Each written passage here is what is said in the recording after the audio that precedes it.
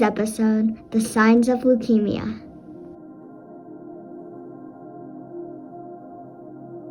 I was tired and weak, and I didn't have any time to play because I was really tired. I didn't have any joy in me or any energy, and I would often get dizzy.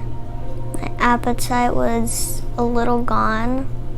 I wouldn't eat breakfast. I would only eat lunch, and then I sometimes wouldn't eat dinner.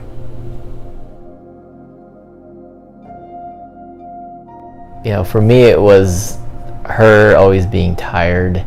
I remember going on bike rides and going on little mini jogs around the neighborhood, and Avila complaining and saying she's tired, she needs to be carried. Walking 100 yards, she would stop, and those were some of the first kind of indicators that I had that either she was babying it or something was wrong. She would lose her appetite. She didn't have an appetite. There was one very specific incident that really sticks out in my mind, where she came in my room one time and she was saying that she started crying, and she said, "Dad, you want to know something really sad?" And I was like, "What happened?"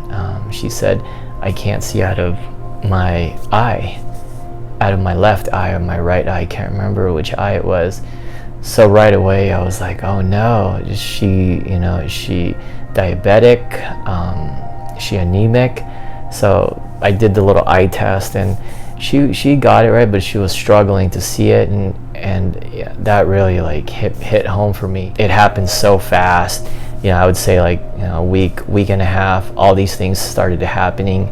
Her from being tired to I can't see, from fainting to us taking her to the emergency, and then that's how we just found out. So the first signs of leukemia that I had noticed with Avila must have been her paleness of skin and her being tired all the time. I remember the weekend, about a week before, we were leaving church, and it was the walk from the church to our car, just a parking lot walk.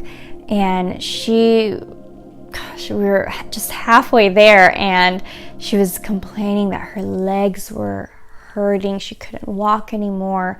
That was one of the significant signs of leukemia that, as a parent, we kind of brushed off, because, I thought back to when I was a kid. I had growing pains in my legs all the time, and the leg and muscle pains of growing up. And so we kind of just said, okay, maybe it's that. She slept a lot at home, and we were thinking, oh, maybe she's coming down with something.